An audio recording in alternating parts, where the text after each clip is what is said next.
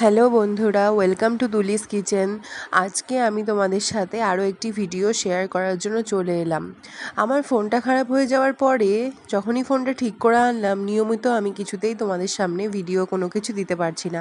তার প্রধান কারণ হলো টাইমের অভাব আর ফোন ঠিক করার পরে কিছু কন্ডিশনের এদিক ওদিক, যার জন্য বারবার ফোনটা আমাকে সঠিকভাবে মেরামত করতে হচ্ছে এবং সঠিকভাবে ভিডিও করার এবং তোমাদের সামনে রোজকার দৈনিক খাবার দাবার তুলে ধরার কোনো কিছুই নিয়ম ঠিকমতো করতেও পারছি না, মেনে চলতেও পারছি না, আর ভিডিও দিতে পারছি না।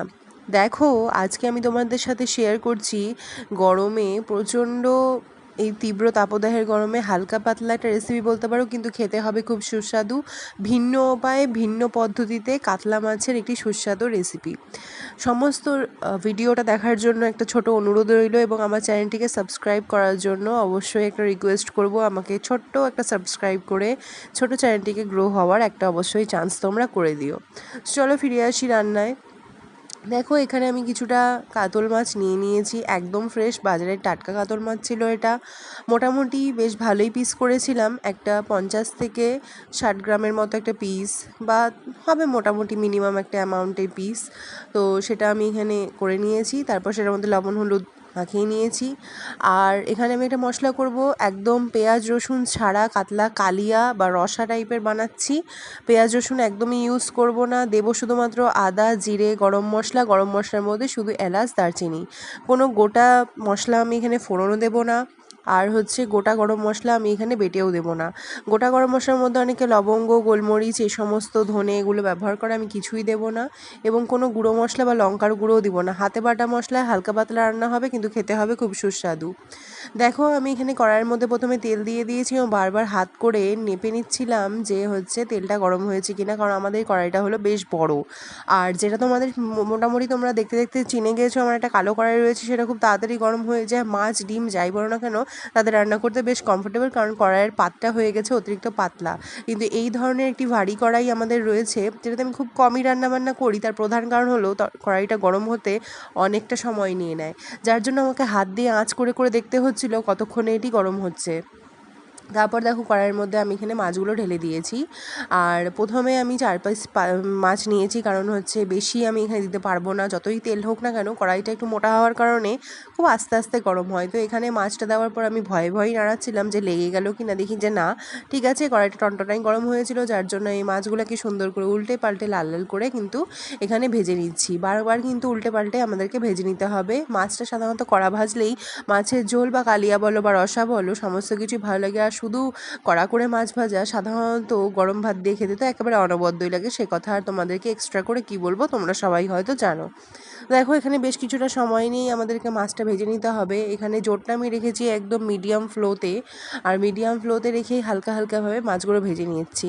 এবার যদি তোমরা বলো যে এখানে আর হচ্ছে অন্যান্য দিনের মতো আমার হাত কাঁপছে না বা হাতটা আমার বারবার করে স্লিপ হচ্ছে না বা ফোনটা নড়ে যাচ্ছে না কেন, তার একটাই কারণ, হ্যাঁ, আমি একটা স্ট্যান্ড নিয়েছিলাম, ঠিকই শুনেছো, একটা স্ট্যান্ড বা ট্রাইপড, ছোটো ট্রাইপড যেগুলো হয় সেগুলো নিয়েছিলাম। কিন্তু দুর্ভাগ্যবশত সেই ট্রাইপডটা ইউজ করার 2 দিনের মাথাতেই তার ভেতরের কোনো কিছু একটা ফিকশনারি প্রবলেম আমি দেখেছি, যার জন্য সেটাকে আমি রিটার্ন করে দিতে বাধ্য হয়েছি। তো আবারও একটা নতুন ট্রাইপড নেওয়ার ইচ্ছা আছে, সেটা নিলে তোমাদের সামনে খুব ভালো মতোই আমি ভিডিও করতে পারবো, ঠিক এভাবেই নিট অ্যান্ড ক্লিনভাবে তোমরা ভিডিওগুলো দেখতে হবে, কোনো ডিস্টারবেন্স তাতে হবে না। এই মাছের জন্য আমি এখানে যেহেতু ডাইরেক্টলি বিশেষ কোনোভাবে পেঁয়াজ রসুন ইউজ করছি না, আর তোমাদেরকে যে থালাটা দেখালাম সেটার মধ্যে জাস্ট পেঁয়াজ কাটা রয়েছে অন্য একটা মাছের জন্য, যেটা আমি বানিয়েছিলাম, যে কাতলা মাছেরই এই পিসগুলো থেকে উঠিয়ে যে এই সামান্য 2 বা 3টে পিসের কাটা ছাড়িয়ে বেশ ঝুড়ি ভাজা বা ঝুড়োর মতো বানিয়েছিলাম। সেটা আমি তোমাদেরকে অন্য আরেকদিন রেসিপিতে দেখিয়ে দিব, সেটাও খেতে খুব দুর্দান্ত হয়। সাধারণত লোটে মাছের ঝুড়ি যেভাবে আমরা রান্না করি ঠিক একই পদ্ধতিতে রান্না করা যেতে পারে, বা মাছের কচুরির পুর যেভাবে তৈরি করি ঠিক সেইভাবে তৈরি করা যেতে পারে। আরও একদিন অন্য ভিডিওতে বলে দেবো। যদি দেখতে চাও আমাকে প্লিজ কমেন্টে জানিও যে কাতলা মাছের ঝুড়ি তোমরা দেখতে চাইছো কি না। আর দেখো, এখানে আমি এখানে তেলটার মধ্যে মাছগুলোকে উঠিয়ে নিয়ে এখানে আলু ভাজা বসিয়ে দিয়েছি। ডুমো ডুমো করে কেটে রেখেছিলাম আলু, যেটাকে নুন হলুদ দিয়ে ভালো মতো ভেজে নেব এবং উল্টে পাল্টে লালচে লালচে করে ভেজে নেব। আর একটা কথা না বললেই নয়, যে মোটামুটি এখন এতদিন যেই সবটা ভিডিও আমি দিতে পেরেছি পারিনি, মোটামুটি যা দেখেছো, কিন্তু এখন পড়ে গিয়েছে শ্রাবণ মাস, যার জন্য বেশ কিছুটা দিন আমি এখন নিরামিষ খাবো, যার জন্য আমার এখানে রান্না আসবে সমস্ত পিওর ভেজ। তো তোমরাই বলো ভেজের মধ্যে তোমরা কোন কোন রান্না তোমরা দেখতে চাও, প্লিজ আমাকে কমেন্টে অবশ্যই জানিও, আমি তোমাদের রিকোয়েস্ট রাখার চেষ্টা করব। আর প্লিজ একটা কমেন্ট করে জানিও যে তোমরা কোন কোন রান্না দেখতেই বেশি পছন্দ করো, ভেজ না নন ভেজ, দেখতে চাই ভোট কোন দিকে বেশি থাকে। যদি ভেজ হয়ে থাকে ভেজের কয়েকটা রেসিপির নাম আমাকে সাজেস্ট করো, আমি তোমাদের সামনে সেই সমস্ত রেসিপি খুব সহজ উপায় অল্প সময় কী করে তৈরি করা যায় তা তোমাদের সামনে তুলে ধরবো। আর যদি ননভেজ হয় তাহলে তো কথাই নেই, সেটাও করে দেখানোর চেষ্টা করব, না খেলেও করে দেখানোর চেষ্টা অবশ্যই করব তোমাদের জন্য, কারণ তোমরা আমাদের ফ্যামিলির মতো। চলো ফিরে আসি রান্নায়। তো দেখো এখানে আমি যে আলুটা ভাজছিলাম সেটার মধ্যে আমি গোটা জিরে এবং তেজপাতা শুধুমাত্র ফোড়ন দিয়েছি, তেলের মধ্যে সেটাকে লালচে করে নাড়িয়ে চাড়িয়ে নিতে হবে। খুব ভালো মতো নাড়াচাড়া দেওয়ার পর এটার মধ্যে কিন্তু এখন মশলাটা ঢেলে দেবো, যেই মশলাটা করে রেখেছিলাম জিরে আদা আর গরম মশলা দিয়ে, ব্যাস ওটাই। চাইলে তোমরা এটার মধ্যে কিছুটা ঘি ইউজ করতে পারো, আর রান্নায় রঙের জন্য 1-2 দানা চিনি দিতে পারো, কিন্তু আমি তো অলরেডি শুকনো লঙ্কা ইউজ করেছি, যার জন্য আমার এখানে রান্নায় লালচে ভাব চলে এসেছে। এক্সট্রা করেও আর্টিফিশিয়াল কালার কিন্তু আমার দরকার নেই, এই রান্নাতে এইটুকু কালারই যথেষ্ট। তারপর দেখো পরিমাণ মতো আমি এখানে লবণ দিয়ে দিচ্ছি, তারপর আমি এখানে দিয়ে দিব হলুদটা কিন্তু ঠিক মতো দেখে শুনে দিতে হবে, কারণ মানে মাছ ভাজার সময় এবং আলু ভাজার সময় দুটোতেই আমি কিন্তু হলুদ দিয়েছি। তারপর দেখো এখানে ভালো মতো ঝোলটাকে জাল করে নিতে হবে এখন, যতক্ষণ না মশলা কষে যাচ্ছে, তার জন্য কিন্তু এটাকে অবশ্যই ঢাকা দিয়ে দিতে হবে, কিন্তু আমি ভুলবশত ভুলে গিয়েছিলাম। ঝোলটা এখন ফুটে গিয়েছে, এবার হচ্ছে একটু দেখে নেব আলুটা সেদ্ধ হয়েছে কিনা, কিন্তু যদি দেখি যে সেদ্ধ না হয়েছে তাহলে আমাদেরকে ঢাকা দিয়ে দিতে হবে। আর হচ্ছে যদি সেদ্ধ হয়ে থাকে তবুও কাঁচা ভাবটা চলে যাওয়ার জন্য ঢাকা অবশ্য দিতেই হয়।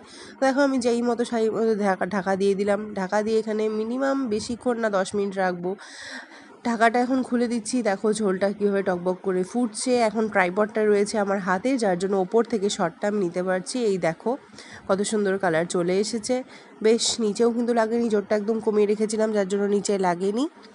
তো এবার খুব ভালো মতো আমাকে নাড়াচাড়া করে করে আবারও একটুক্ষণের জন্য ঢাকা দিয়ে দিলে বেশ ভালোই হবে। তো আবারও একটুক্ষণের জন্য 2 মিনিটের জন্য ঢাকা দিয়ে দিয়েছিলাম, আবারও খুলে দিয়েছি, খুলে দিয়ে আবার নাড়াচাড়া করে দেখব। এই যে মশলাটা কষানো হচ্ছে তার প্রধান একটা মাত্রই কারণ যে যেন তেলটা ছেড়ে দেয়, আলুটা সেদ্ধ হয়, আর মশলার কাঁচাভাবে সমস্ত গন্ধ যেন চলে যায়। এইভাবে কষাতে কষাতে যখন জিনিসটা একদম শুকনো হয়ে আসবে তখন চাইলে তোমরা জল ঢেলে এটাকে পাতলা ঝোল করতে পারো, হালকা পরিমাণ মতো জল দিয়ে টেনে নিয়ে রসা করতে পারো, বা একদম তেল আরও একটু মানে অ্যাড করে নিয়ে তোমরা তেল ঝাল বানাতে পারো। তো আমি এখানে হালকা পাতলা গ্রেভিও না খুব একটা ঝোলও না বানাচ্ছি, মানে হালকা রসা মতো বানাচ্ছি, যার জন্য এখানে আমি মোটামুটি একটা জলের পরিমাণ দেব।